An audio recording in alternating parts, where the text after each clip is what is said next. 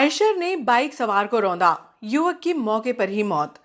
State highway क्रमांक 17 पर मंगलवार की दोपहर लगभग 1 बजे जूना नागदा फंटे के समीप तेज रफ्तार से आयशर के चालक ने लापरवाही पूर्वक तेज गति से वाहन चलाकर युवक को रौंद दिया, जिससे युवक ने अस्पताल पहुंचने के पहले ही दम तोड़ दिया। पुलिस ने वाहन को जब्त कर पुलिस थाना परिसर में खड़ा किया।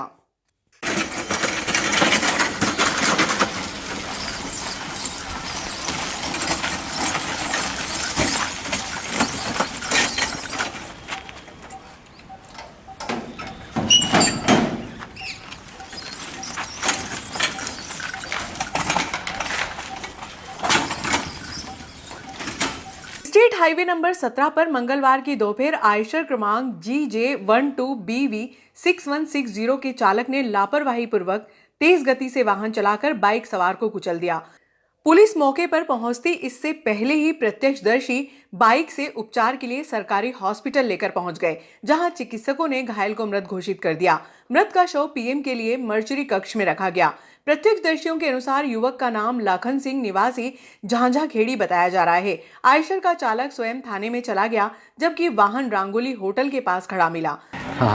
और हम मानवता के कारण मानवता को देखते हुए उसकी बॉडी को उठा के लेके आए हैं। थोड़ी सांस ले रहा था और हमारे जगदीश भाई, जावेद भाई और सादाब और ये क्या नाम है साहिल और ये उन्होंने, हालांकि डॉक्टर साहब ने कह दिया कि रहा नहीं वो।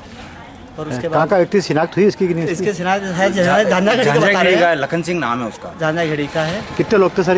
ये एक ही था और पूरी बाइक खत्म हो गई है और खोपड़ी यहाँ से खुल गई है और हड्डी भी बाहर टुकड़े काहे टकरा ये शायद गाड़ी पी रखी इन्होंने और गाड़ी बहुत स्पीड में थी और मोड़ पे ठोक के गया। ये कंफर्म नहीं है, अब वो तो जो पुलिस तहकीकात करेगी उसके बाद पता चलेगा। आपका क्या नाम है सर? आलोक शर्मा है। और स्थानीय उद्योगों में स्थानीय युवकों को रोजगार देने की मांग को लेकर मंगलवार को दीपक कल्याणी के नेतृत्व में तहसीलदार मुकेश सोनी को ज्ञापन सौंपा गया। 3 बड़े उद्योग होने के कारण यहाँ का युवा बेरोजगार घूम रहा है। या बाहरी लोगों को अधिकारियों की साठगांठ से ठेका दिया जा रहा है और बाहरी लोगों को अधिकारियों की साठगांठ से ठेका देकर मोटा कमीशन लेकर भर्ती की जा रही है। कोविड-19 के बहाने ग्रेसिम उद्योग द्वारा 1500 ठेकेदारी के मजदूरों को बाहर कर दिया गया है। यहाँ का युवा रोजगार के लिए दर दर भटक रहा है, मजबूर है। ठेकेदारी मजबूरों को अपने बच्चों या परिवार को चलाने के लिए काफ़ी परेशानी हो रही है। यहाँ का युवा दर दर भटक रहा है, उद्योग अपने मनमानी कर रहा है। श्रीमान जी से निवेदन है कि योग्यता अनुसार क्षेत्रीय युवा को रोजगार दिया जाए।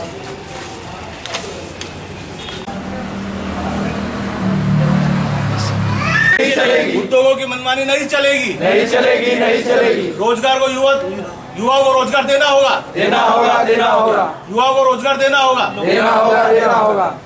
सर एक ज्ञापन दिया सर, क्या मामला?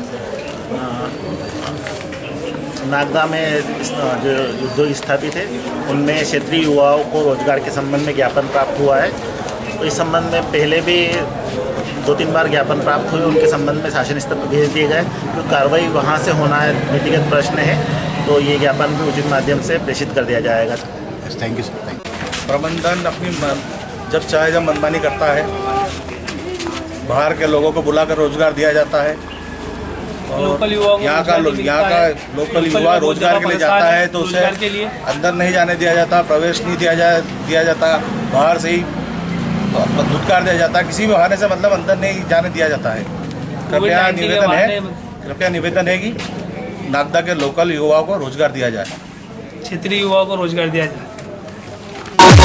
महात्मा गांधी मार्ग पर एक निर्माणाधीन भवन की अनुमति दिए जाने के मामले में अभिभाषक अभिषेक चौरसिया ने लोकायुक्त में शिकायत करने की बात कही है।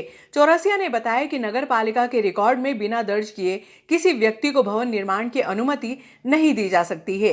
उनका कहना है कि नगर पालिका सीएमओ द्वारा बार बार भ्रामक जानकारी देकर वरिष्ठ अधिकारियों को भ्रमित किया जाता है, जिसको लेकर लोकायुक्त में शिकायत की जाएगी। शिकायत करी आपने? आज हमारे द्वारा एक शिकायत की गई थी, जिसमें कि MG रोड पर एक निर्माणाधीन भवन की हमने एक शिकायत करी थी, जिसमें नगर पालिका के सीएमओ द्वारा आज खुलेआम झूठे बयान दिए गए और एक कुल मिलाकर कूट रचित उनके द्वारा एक जांच प्रतिवेदन प्रस्तुत किया गया। इस प्रतिवेदन में उनके द्वारा बताया गया कि हमने वर्ष 2020 में संबंधित व्यक्ति को बिल्डिंग की परमिशन दी, फिर उन्होंने इसमें बिंदु क्रमांक 2 में ये बताया कि हमने उस व्यक्ति का नामांतरण वर्ष 2021 में किया।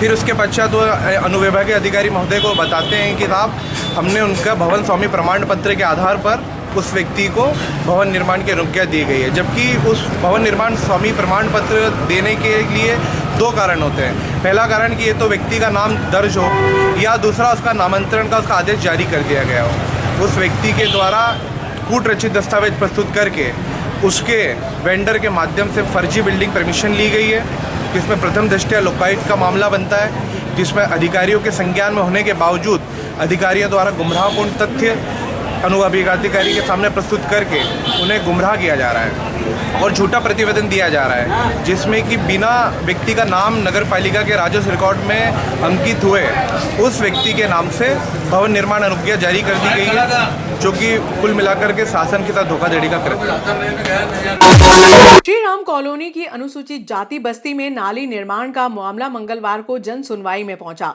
पार्षद प्रतिनिधि भूपेंद्र सिंह राणावत ने बताया कि नाली निर्माण की प्रक्रिया अब राजस्व रिकॉर्ड की पूर्ति होने के बाद होगी, तब तक क्षेत्रवासियों को परेशानियों का सामना करना पड़ेगा। राणावत ने बताया कि इसके पूर्व माहेश्वरी धर्मशाला के पीछे एक बड़े नाले का निर्माण किया गया, जिसमें एक व्यक्ति की निजी भूमि आ रही थी। उससे दान पत्र लिया गया, यदि नहीं तो निजी भूमि में सरकारी नाले कैसे बनाए गए, ऐसे अधिकारियों पर कार्रवाई होनी चाहिए। मेरी पत्नी पार्षद तब से मैं नगर पालिका के माध्यम से ये मांग कर रहा हूँ कि वहाँ नाली निर्माण कार्य करें। ऐसा भी नहीं कि राशि नहीं है, राशि साहब वहाँ पर 7 लाख रुपए की हमारे पास नगर पालिका पड़ी, क्योंकि हमने एक रोड बनाया था। सर एक जन सुनवाई में एक पत्र दिया है उसी नाले निर्माण कार्यों को लेकर, क्योंकि कल आप ही के माध्यम से माननीय नगर पालिका अध्यक्ष पति महोदय से डिस्कस की गई, तो उन्होंने एक लाइन कही है कि हम नियम के तहत काम करेंगे, और नियम ये कहता है कि वो ज़मीन हमको दान नहीं हुई है या राजस्व रिकॉर्ड में दर्ज नहीं है। मैं नगर पालिका अध्यक्ष पति जी से ये कहना चाहूँगा, आप मेरे बड़े भाई हो, हम इन नियम में ना उलझे तो ज़्यादा बेटर है। अब आप अगर नियम की बात करते हैं तो मैं आपको नियम वाली बात बताता हूँ।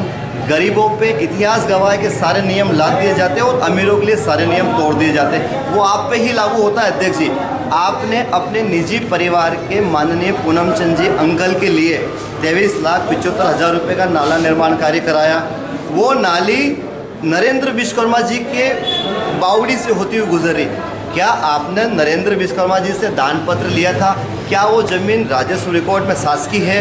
नहीं है। अगर वो शासकीय नहीं है तो फिर हमें यहाँ शासकीय क्यों चाहिए? अगर उनसे आपने दान पत्र नहीं लिया तो इन गरीबों के लिए दान पत्र क्यों चाहिए? मैं आज फिर ये मीडिया के माध्यम से कह रहा हूँ, अध्यक्ष जी, आप अपने परिवार के लोगों के लिए, इन परिवार लोगों के लिए, इस नागदा खासरोद के अपने लोगों के लिए कृपया नियम की बात ना करें, क्योंकि नियम के धज्जे आपसे ज़्यादा कोई उड़ा ही नहीं सकता।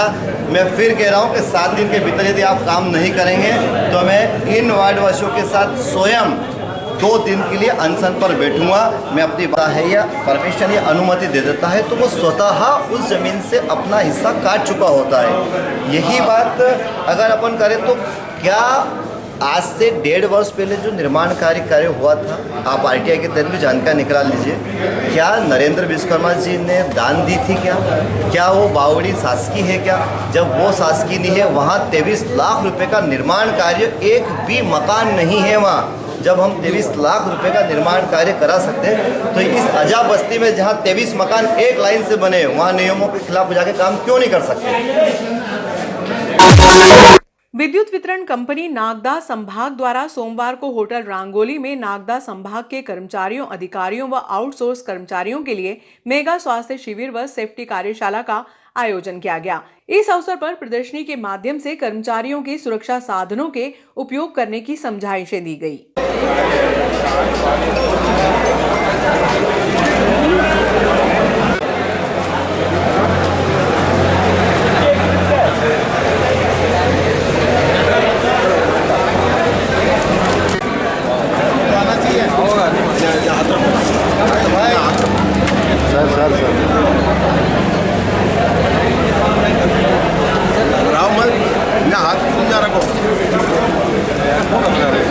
ये नीचे करो यार।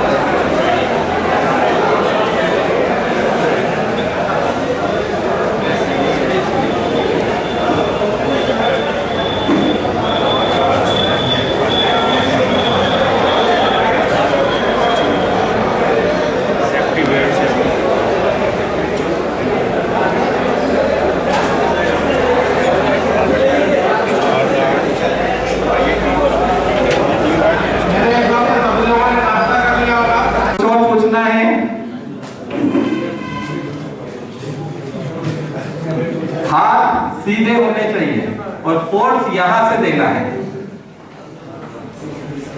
और चेस्ट के लोअर पोर्शन पे, ये मेरा एब्डोमेन यहाँ से चालू हो रहा है, जहाँ हड्डी खत्म हो रही है उस हड्डी वाले पोर्शन पे आप देंगे, सेंटर में, इधर उधर नहीं।